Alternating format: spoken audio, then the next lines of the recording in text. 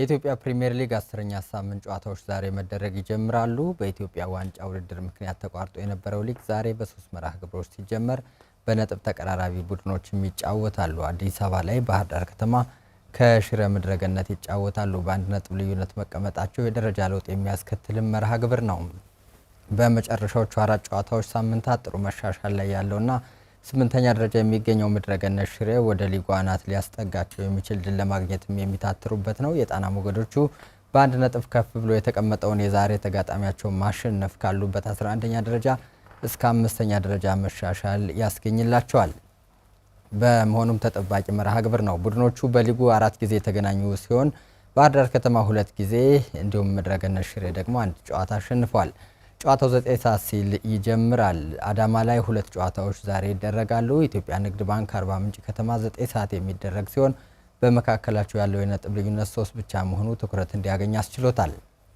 በ8 ነጥብ በ15ኛ ደረጃ ላይ የተቀመጠው ኢትዮጵያ ንግድ ባንኮች የውድድር ዓመቱ ሁለተኛ ድላቸውን በ5 ነጥቦች 19ኛ ደረጃ ላይ የተቀመጡት አርባ ምንጭ ከተማዎች ደግሞ የመጀመሪያ ድል ፍለጋ ላይ ናቸው።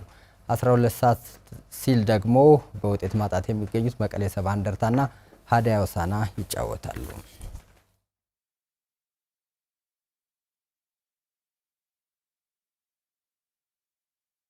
የ2018 የኢትዮጵያ እጅ ኳስ ፕሪሚየር ሊግ በ11 ክለቦች መካከል ይካሄዳል። በውድድሩ ዓመቱ የተሳታፊ ክለቦች ቁጥር ሲጨምር አዳዲስ ወጣት ተጫዋቾች ክለቦች ማስመዝገባቸውንም የኢትዮጵያ እጅ ኳስ ፌዴሬሽን ገልጧል። ታሪኩ አይኔዋ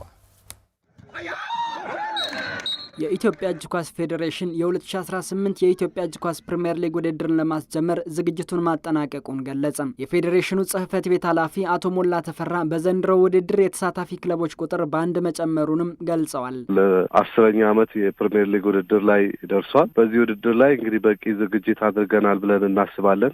ክለቦቻችንን ቁጥርም በአንድ መጨመር ችለናል።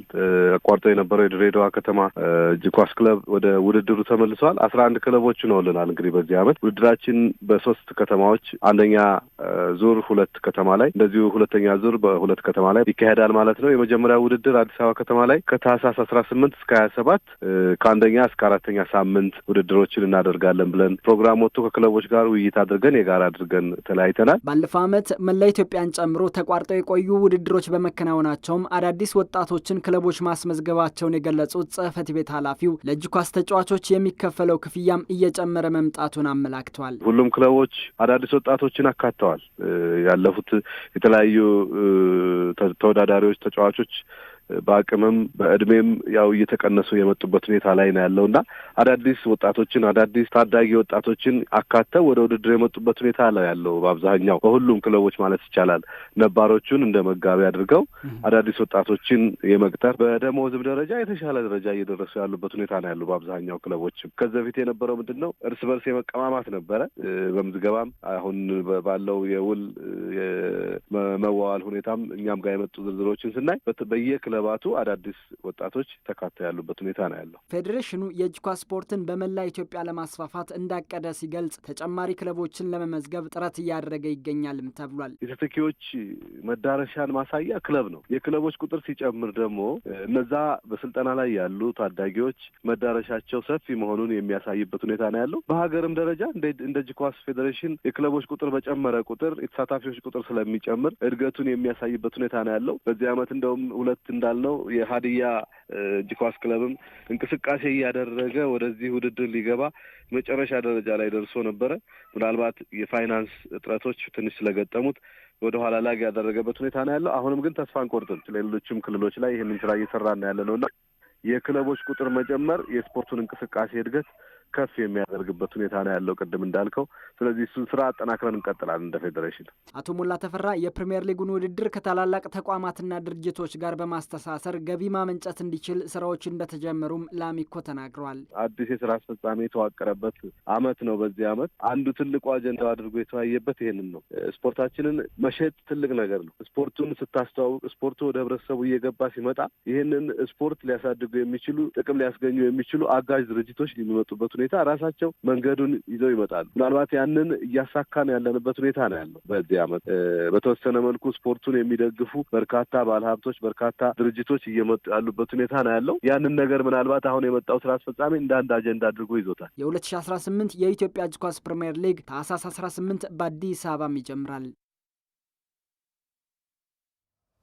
ከሮድ ቱ 2029 ፕሮጀክት ጋር ሲካሄድ የቆየው የታዳጊ ዳኞች ልማት ውጤታማ እየሆነ መጥቷል። ይኸው የተጀመረው ወጣት ዳኞችን ከታች ጀምሮ የማብቃት ስራ መጠናከር እንዳለበት ፌዴሬሽኑ ገልጧል። ሀና ማርያም መስፍን በሴካፋ የትምህርት ቤቶች ውድድር ሀገራችን የተወከለችው በተጫዋቾች ብቻ አልነበረም፣ በሁለት ታዳጊ ዳኞች ጭምር እንጂ።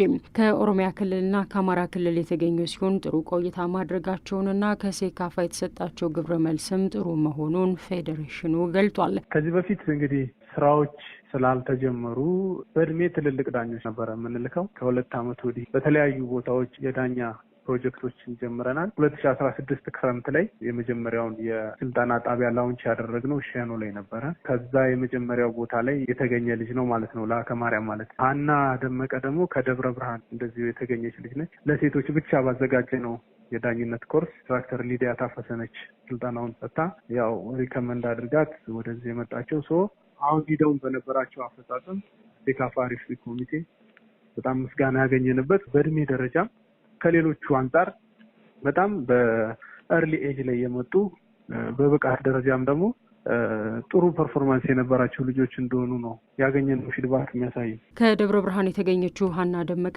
5 ጨዋታዎችን በረዳት ዳኝነት ከሸኖ ፕሮጀክት የተገኘው ለአከማርያም ደረጀ ደግሞ 3 ጨዋታዎችን በዋና ዳኝነት መርቷል። ይሄም የተጀመረው ስራ ፍሬ እያፈራ መሆኑን የሚያሳይ ነው ተብሏል። ሁሌም ኢንቨስት ነው የምታደርጊው ዳኝነቱ ላይ። ኢንቨስትመንቱ የሚከፍልሽ ዳኞች በዓለም አቀፍ ደረጃ ያላቸውን ተወዳዳሪነት በሚያረጋግጡበት ደረጃ ተገኝተው በዓለም አቀፍ መድረኮች ላይ በአህጉር አቀፍም በይው እንደዚሁ በእነዚህ ልጆች በሄዱበት በሴካፋ ሌብል ውጤታማ ዳኞችን ማፍራትና ማየት ስንችል እሱ ላይ ግቡን መጥቷል ብለን እናስባለን ማለት ነው እና ከዛ አንጻር ስናየው ፋይዳው የጎላ ነው። በወንዶቹ 2016 በሴቶቹ ደግሞ 2017 ላይ ከ22 ዓመት በታች ያሉ ታዳጊዎችን የዳኝነት ሙያን ይዘው እንዲያድጉና እውቀት እንዲኖራቸው የሚያደርግ ፕሮጀክት ጉዞ ወደ 2029 አፍሪካ ዋንጫ ጋር መጀመሩ ይታወሳል። የሁለቱ ዳኞች የሴካፋ ተሳትፎም ትኩረት አድርገን እንድንሰራ ምልከታ የሰጠ ነው ይላል የዳኞችና ልማት አስተዳደር ዳይሬክቶሬት ሙሉጌታ ምስጋናው። የዳኝነት ምልመላ መረጣ ስርዓቱን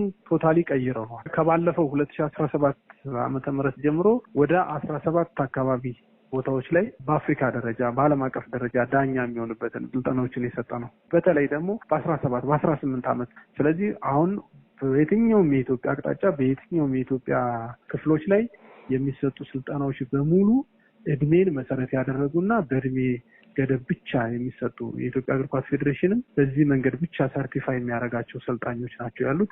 በዚህ ልክ በጣም ውጤታማ ሆነናል። በተለይ ከተማ አስተዳደሮችም ክልሎችም ይሄንን ነገር በደንብ በደስታ ተቀብለውት በርካታ ስልጠናዎች እየተሰጡ ነው ያሉት። አሁንም ብዙ የስልጠና ጥያቄዎች አሉ። አሁን ያፈራናቸው ልጆችም በዚሁ ትራክ ወደ ላይ የሚቀጥሉበት ሂደት አለ። ከዚህ በኋላም እየሰጠናቸው የምንመጣ ልጆች በዚሁ አግባብ ነው ሊቀጥሉ